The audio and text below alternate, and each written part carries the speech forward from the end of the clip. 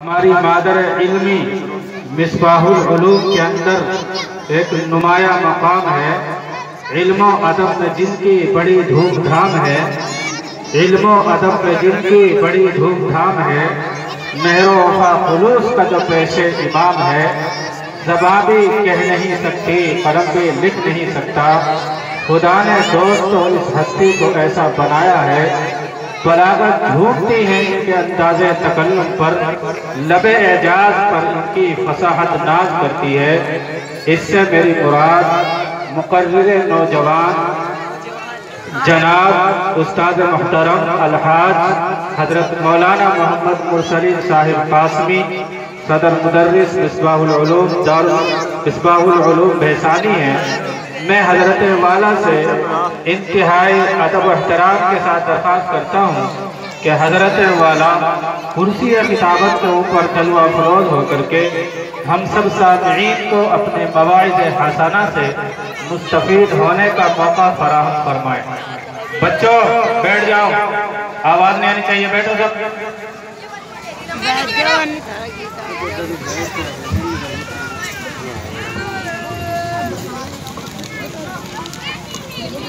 मेरा पे छोड़ दे वाट नहीं भाई, हमने बस लगा खाना बस बस बस। नहमदुहु व नुसल्ली अला रसूलिल करीम, अम्मा बाद। अऊज़ु बिल्लाहि मिनश शैतानिर रजीम, बिस्मिल्लाहिर रहमानिर रहीम।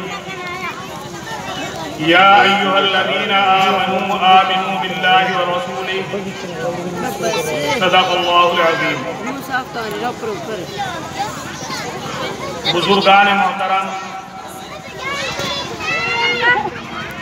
रब्बे कायनात का हमारे ऊपर बहुत बड़ा एहसान और बहुत बड़ा करम है कि अल्लाह ने हमको इस्लाम की दौलत से नवाजा।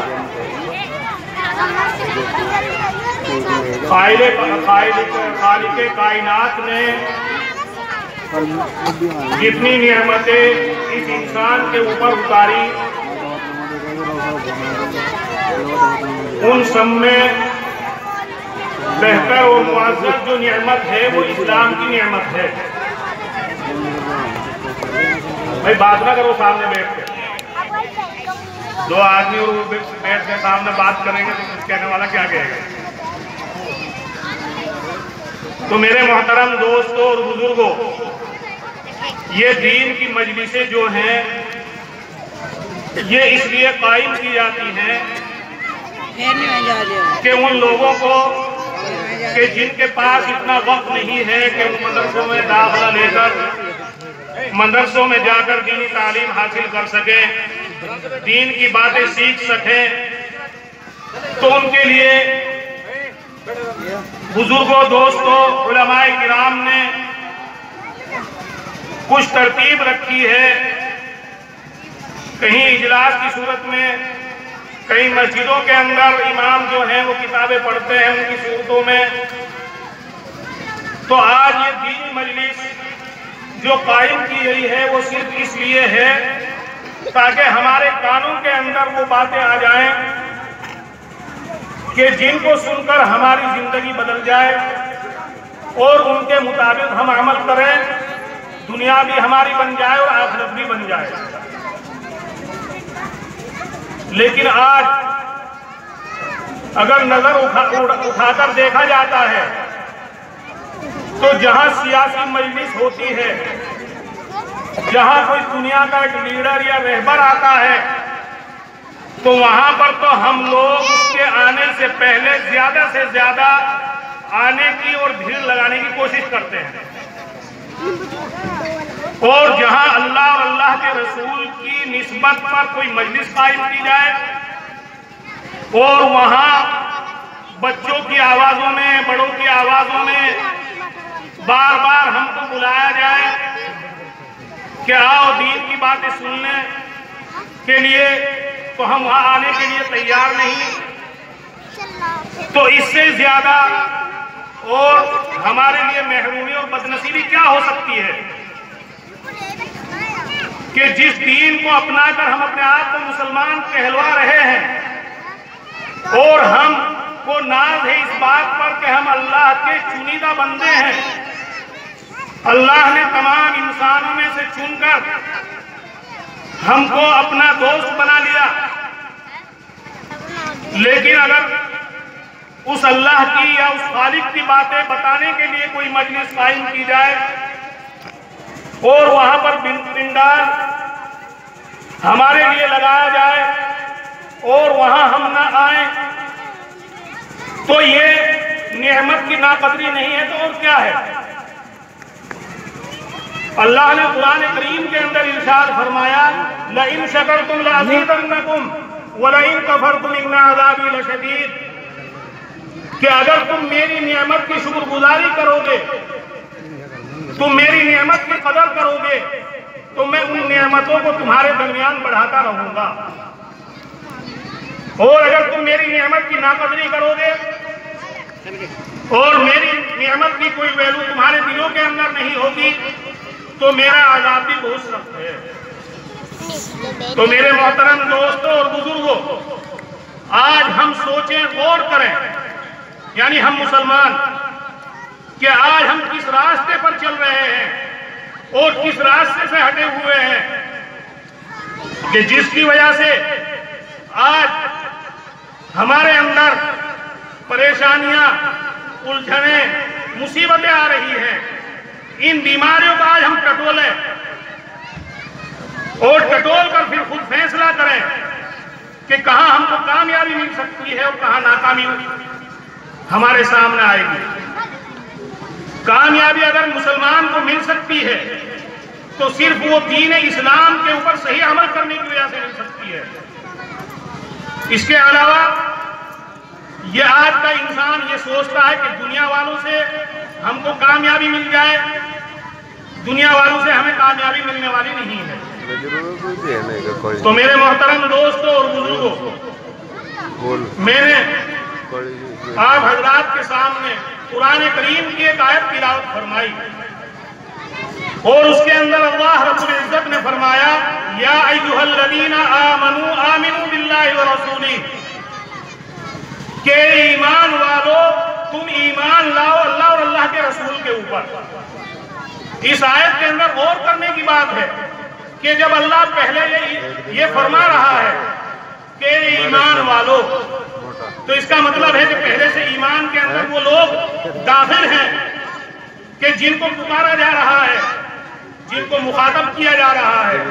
क्योंकि जब नाम लेकर कहा जा रहा है कि ईमान वालों, लेकिन आगे फिर अल्लाह खुद फरमाते हैं आमिनू बिल्लाहि व रसूली, के ईमान वालों तुम अल्लाह और अल्लाह के रसूल के ऊपर ईमान लाओ। तो इसका क्या मतलब हुआ कि पहले ईमान वाले बतलाया गया और फिर फरमा रहे हैं कि अल्लाह और अल्लाह के रसूल के ऊपर ईमान लाओ। तो मेरे मोहतरम दोस्तों और बुजुर्गों, उलमाए मुफस्सिरीन ने बयान किया कि जो दूसरा आमिनू है जिसमें अल्लाह ये हुक्म फरमा रहा है कि ईमान वालों अल्लाह और अल्लाह के रसूल के ऊपर ईमान लाओ, इसका मतलब ये है कि जिस तरह तुम जबान से ये कहते हो कि हम कलमा ला इलाहा इल्लल्लाह मुहम्मदुर रसूलुल्लाह पढ़ने वाले हैं, तो दिल के अंदर भी तुम्हारी ईमान की मोहब्बत और ईमान की कदर होनी चाहिए। उस वक्त तो तुम अल्लाह और अल्लाह के रसूल के ऊपर सही ईमान लाने वाले हो। और अगर तुम जबान से इकरार करते रहे, जबान से कोई बच्चे बात नहीं करो, उधर बैठो, अगर तुम जबान से ये कहते रहे कि हम अल्लाह और अल्लाह के रसूल को मानते हैं और दिल से हमने इकरार न किया, दिल से अल्लाह की जात को न माना, दिल से अपने पालने वाले की जात को न माना, अपने पैदा करने वाले का इकरार हम दिल से न करने वाले बने, तो समझिए हम मुसलमान नहीं हैं। तो आज का मुसलमान गौर कर ले कि आज अल्लाह ने जो कुरान करीम की इस आयत के अंदर फरमाया उसके ऊपर हम कितने अमल करने वाले हैं, और इसकी दलील, इसका नतीजा और इसका सबूत ये मजलिस देगी कि सुबह से अब तक आपके कानों के अंदर अल्लाह और अल्लाह के रसूल की बातें पहुंच रही हैं, लेकिन उनको सुनकर आप इस पिंडाल के अंदर नहीं आए, इस दीनी मजलिस के अंदर नहीं आए, कि जिससे ये साफ पता चला कि हम अल्लाह को दिल से, अल्लाह की जात को दिल से उस तरह नहीं मान रहे जिस तरह उसके मानने का हक है। और जब उस तरह हम अल्लाह को नहीं मानेंगे जिस तरह उसके मानने का हक है, तो किसी तरीके से भी हमको कामयाबी इस दुनिया के अंदर नहीं मिल सकती।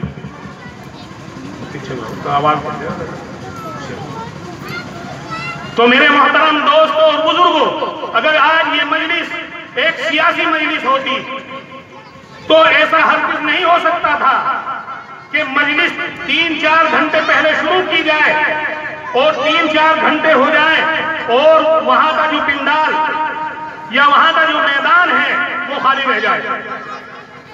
रोजाना के ये मुशाहिदे हैं कि अगर कोई दीनी प्रोग्राम होता है तो वहां आने के लिए तैयार नहीं, और जहां सियासी लोगों का प्रोग्राम है तो वहां हम अपनी भूख को भी एक तरफ रखकर, अपनी प्यास को भी एक तरफ रखकर वहां इसलिए आते हैं ताकि जो सियासी यहां आ रहा है उसकी नजरों में हमारी एक कदर बन जाए।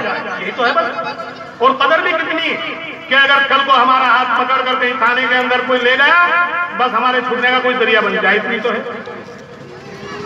है नहीं।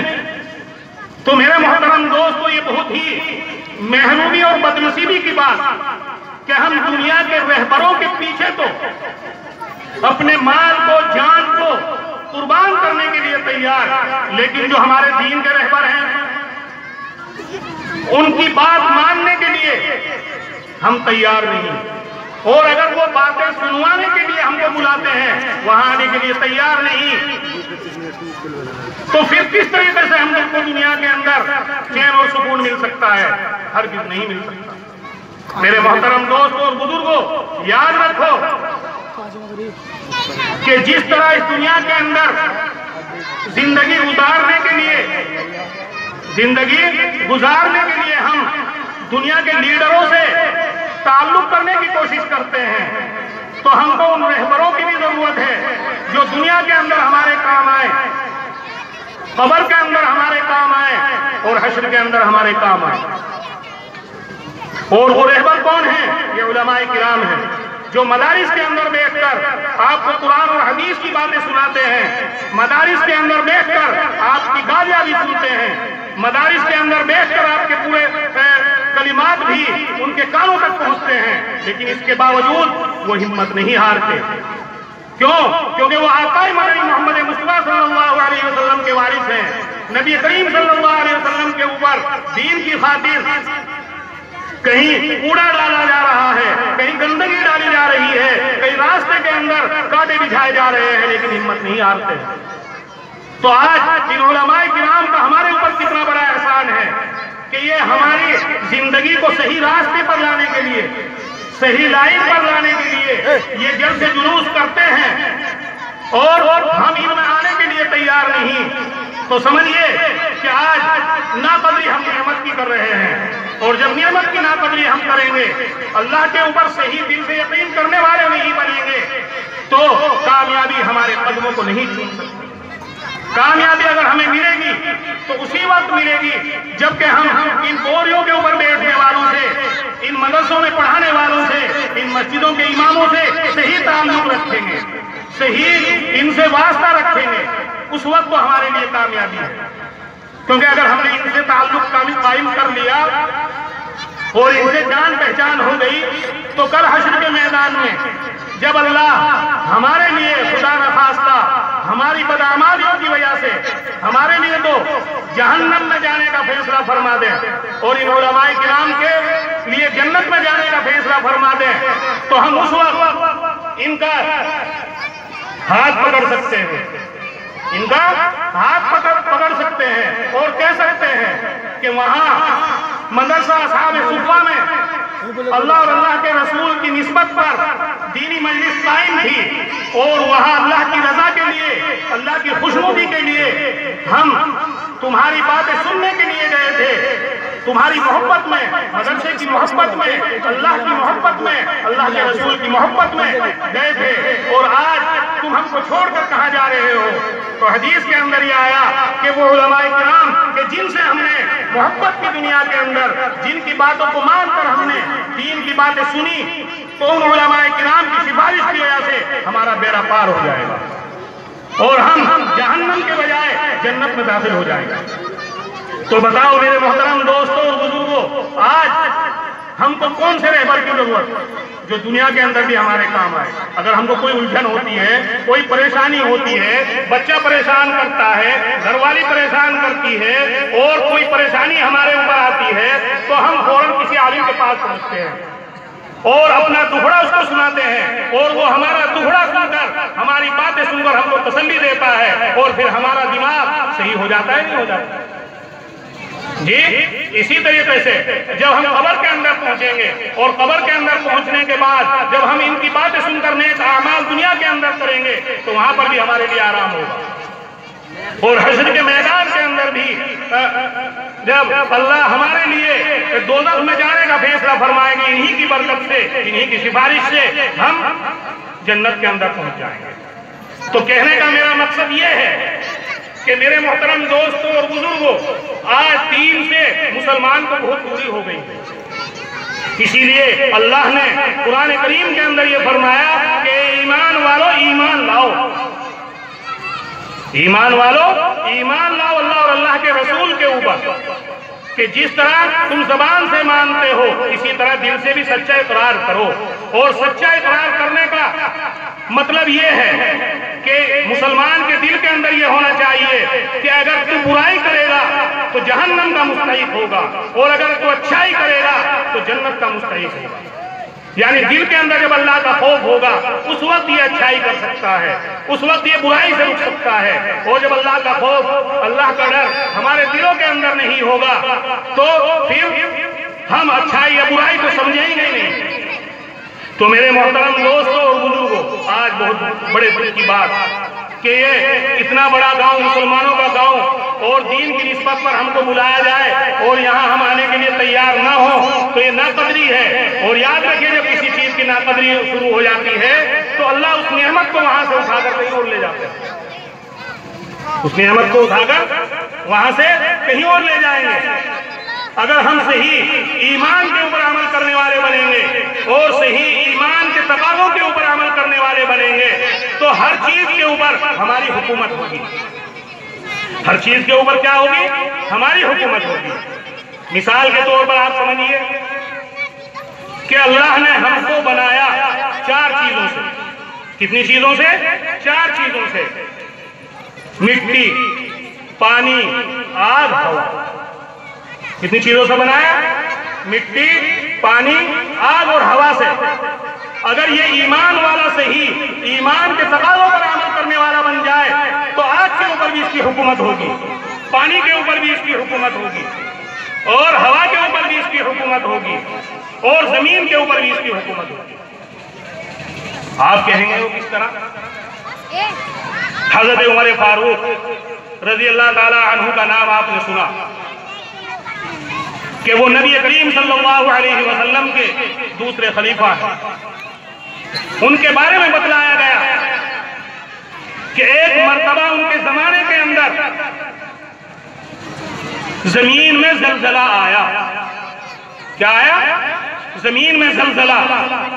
ये गौर से सुनने की बात है कि अगर आज हम पक्के यकीन करने वाले बनेंगे, अल्लाह पर और अल्लाह की बातों को मानने वाले बनेंगे, तो हर चीज के ऊपर हमारी हुकूमत होगी। तो उनके दौर के अंदर जमीन के ऊपर जलजला आया, और जलजला बंद नहीं हो रहा था, जमीन हिल रही थी। मेरे मोहतरम दोस्तों और बुजुर्गों,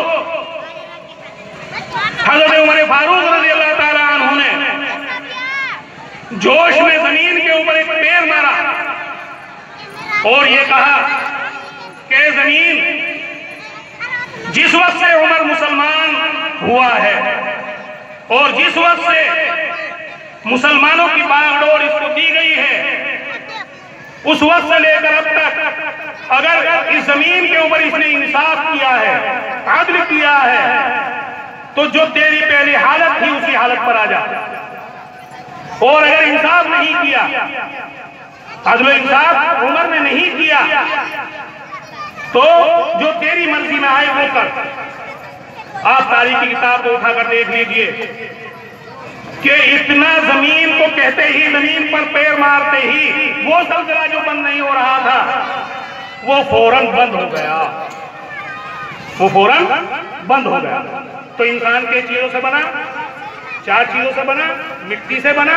अगर सही ये ईमान के ऊपर अमल करने वाला बनेगा, ईमान वालों से ताल्लुक करने वाला बनेगा, ईमान का सच्चा यकीन इसके दिल के अंदर होगा, तो जमीन भी इसके हुक्म के मुताबिक चलेगी, इसके हुक्म से बाहर नहीं होगा। आज जो हम शिकवे कर रहे हैं, शिकायत कर रहे हैं कि मुसलमान की कोई हैसियत नहीं है, मुसलमान की दुनिया के अंदर कोई हैसियत नहीं समझी जा रही है, ये शिकायतें हमारे जबानों के ऊपर उस वक्त नहीं रह सकती जबकि हम जबान के साथ साथ कलमा ला इलाहा इल्लल्लाह के ऊपर दिल से भी यकीन करने वाले बने और हर चीज के ऊपर हमारी हुकूमत है।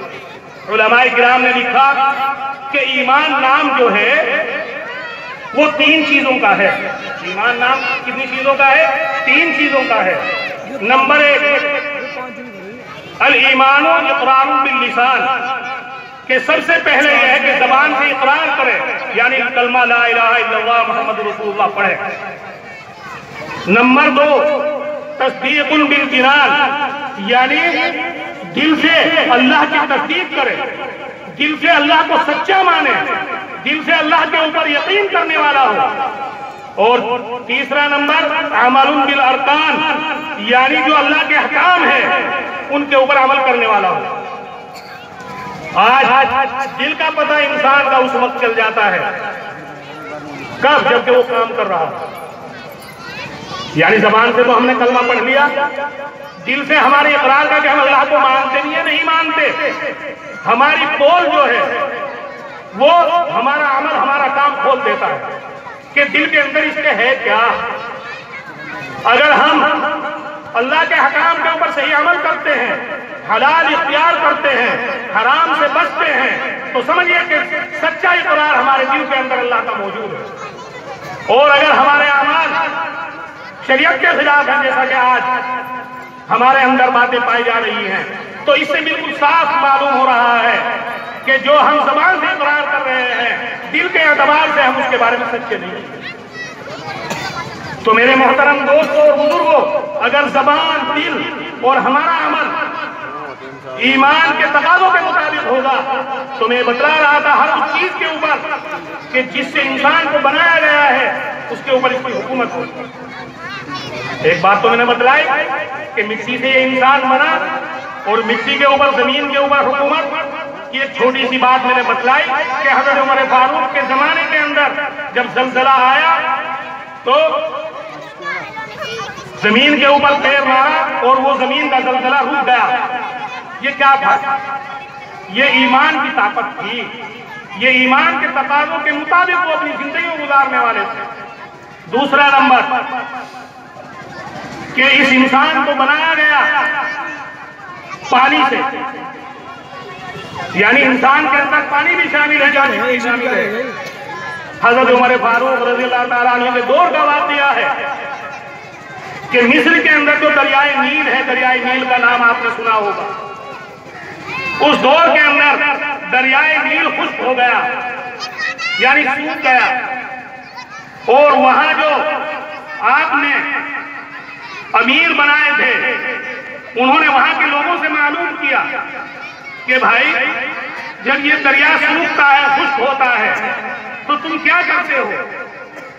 तो उन्होंने बताया कि हम ये करते हैं कि एक नौजवान लड़की को सजाकर, अच्छे कपड़े पहनाकर, जेवरात पहनाकर इस दरिया को भेंट देते हैं और ये दरिया चलना शुरू हो जाता है।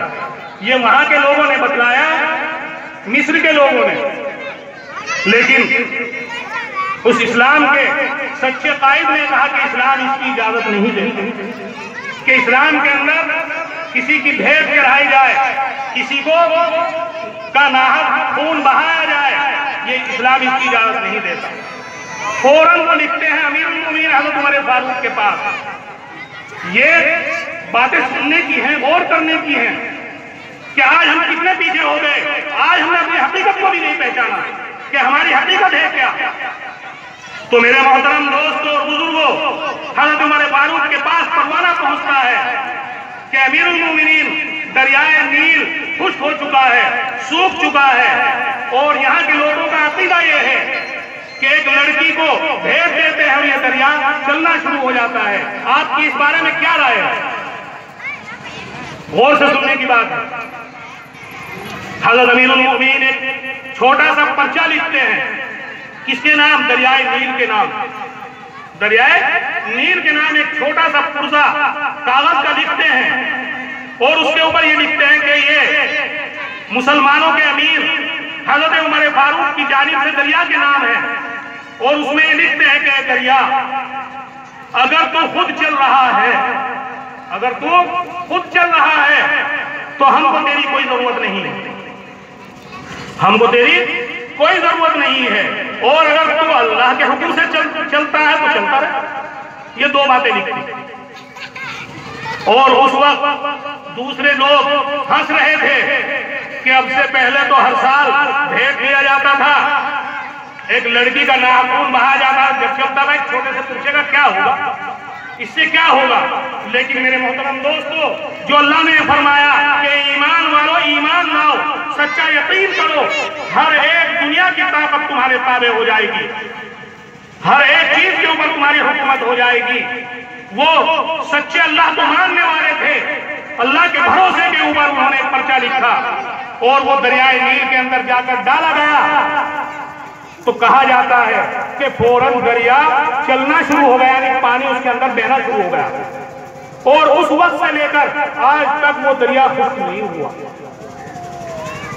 तो मेरे मोहतरम दोस्तों और बुजुर्गों, गौर करने की बात है, सोचने की बात है कि वो क्या चीज थी कि जिनके हुक्म से एक पानी जो पहले खुश्क हो चुका था वो बहने वाला बना बह रहा है। वो अल्लाह के ऊपर सच्चा यकीन और अल्लाह के रसूल की बातों के ऊपर उनका सही अमल था, इसलिए अल्लाह ने उनको पानी के ऊपर भी हुकूमत अता फरमाई और पानी को बहा दिया। दो बातें आ गई, यानी इंसान बना चार चीजों से, मिट्टी से, जमीन की बात भी आपके सामने आ चुकी और पानी की बात भी आपके सामने आ चुकी, और ये इंसान बना हवा से, ये इंसान हवा से बना। एक मर्तबा का वाक़या हज़रत उमर फारूक के दौर ही का कि उन्होंने एक फौज को काफिरों के मुकाबले पर मदीना